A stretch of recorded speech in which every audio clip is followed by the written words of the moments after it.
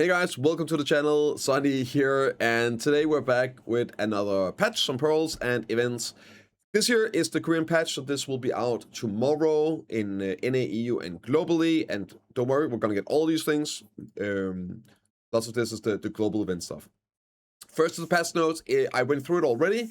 It looks to be the same, identical to the global lab patch. There's one small difference on one of the Megu nerfs. I think they just made a mistake in some of the multipliers, but it's just a single number. Let's do a TLDR. Awakening Surger is getting some absolutely amazing buffs for PvE that is also going to affect PvP. I guess maybe I should read this here first. Because, yeah. This patch here for us will be out Thursday tomorrow, which is when AOS ends. So, in today's update, adjustments have been made to classes that appeared somewhat excessive compared to the intended purpose of the balance patch. Those were the week 1. There's some nerfs in for the Megu, Wusa, and Dosa, along with adjustment to certain classes requiring structural improvements, like cooldown reductions and things.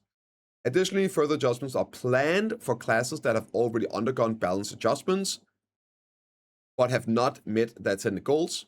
Hopefully, Corsair, classes like that for week 2, will proceed with close monitoring and ensure that those improvements applied stably. Thank you.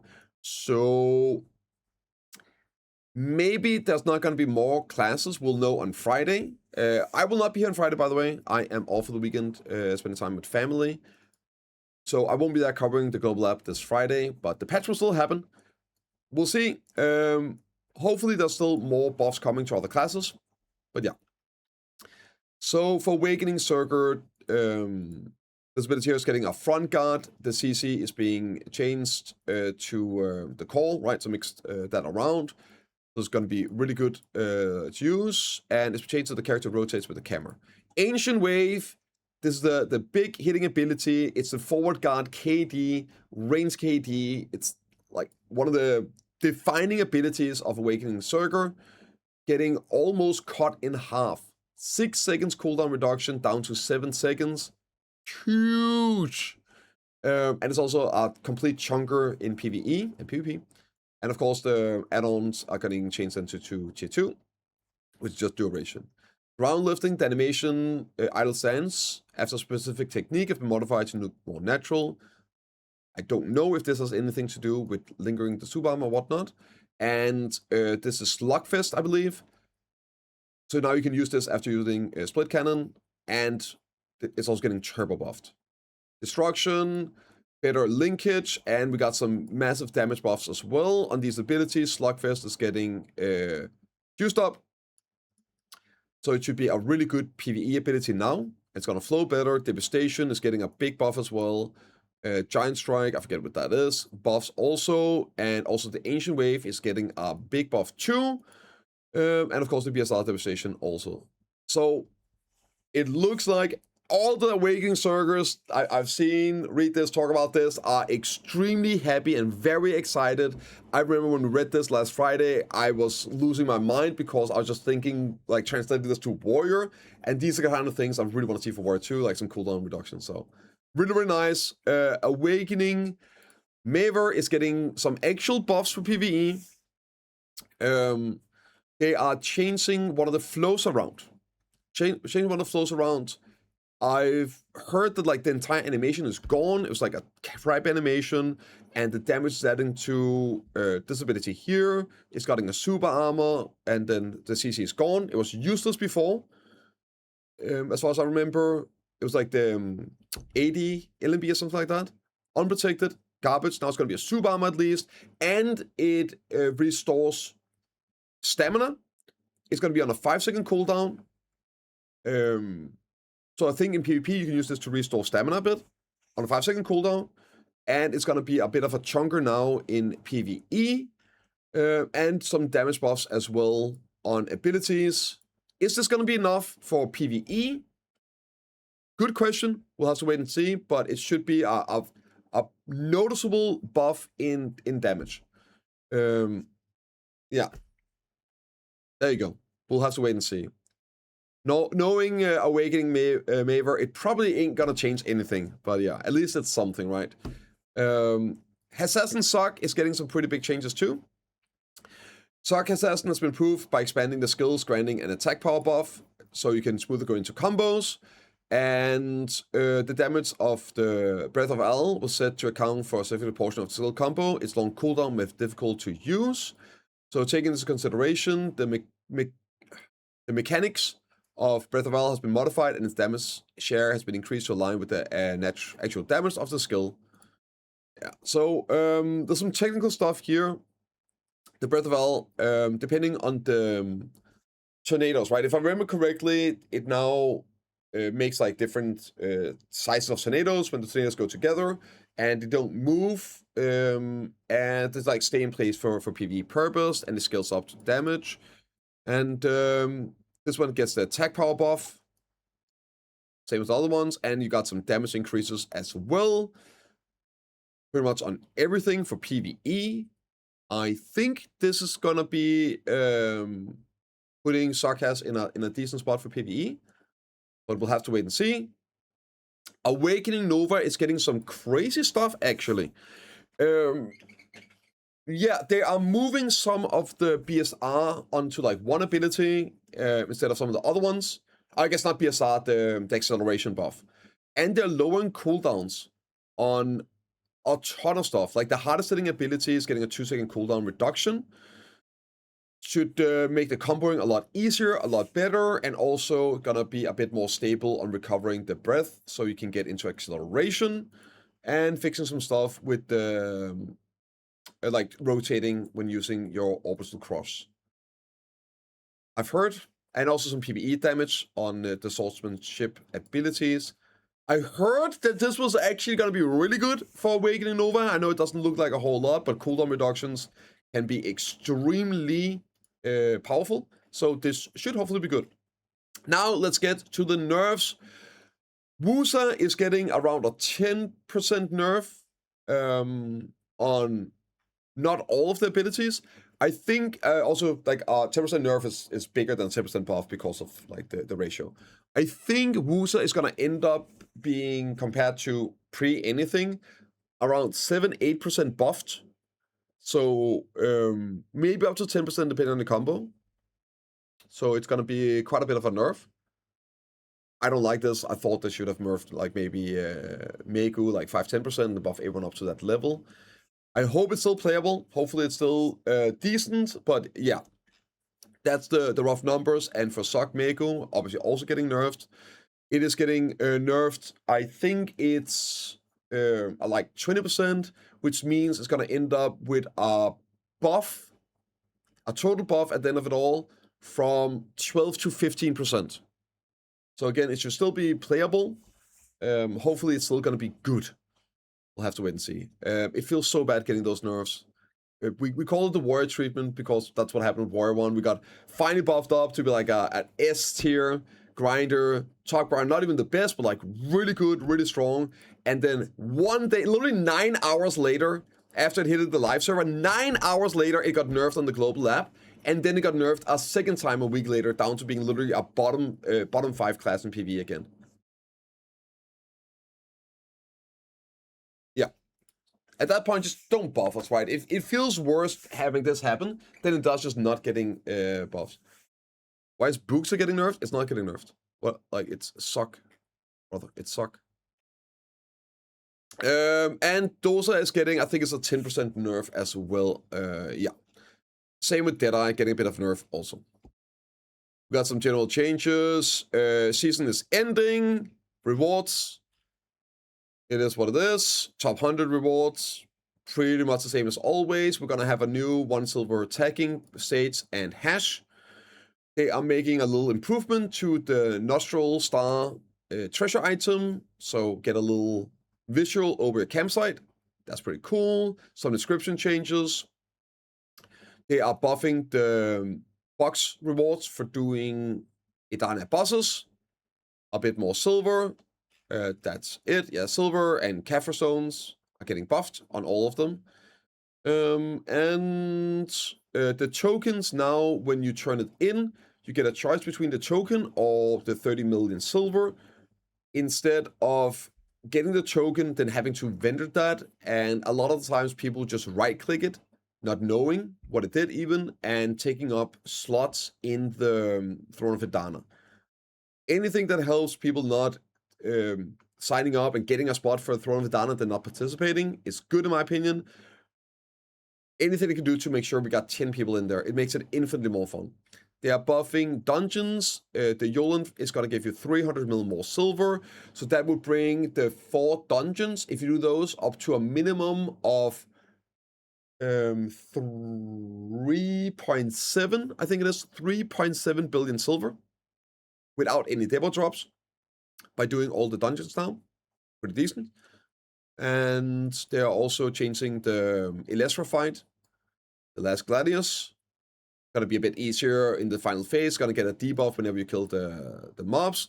They are also fixing some issues with the Zephyr Castle. Like the Zephyr Grind Spot, where the Shadow Knights disappear when the boss spawns. They are buffing the bosses, Calamity 9 and 10, on Bamboo and Apex to give Essence of Dawn chest, W. This year is just nothing, it's just like UI for the Resistance. Maybe this me, like a little foreshadowing. Rework Pirates maybe in the future. And some quest removal, old quests that are gone.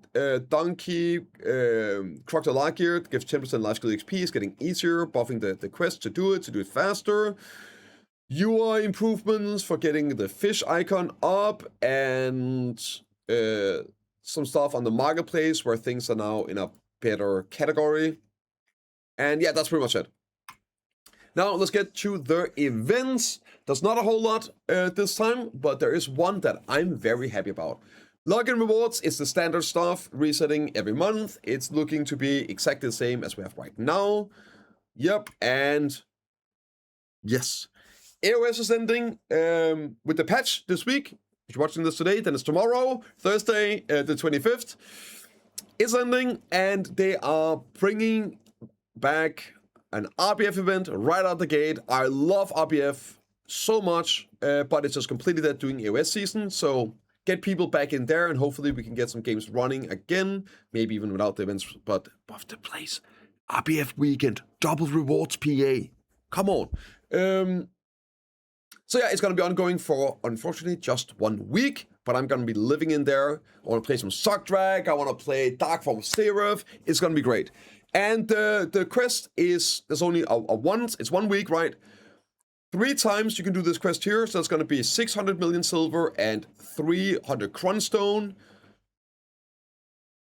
With everything with these as well, immortal stuff, that's going to be like 1 billion silver, I guess, as a bonus. And there is also one when you get 150 tokens for another 700, so like 2.1 billion silver.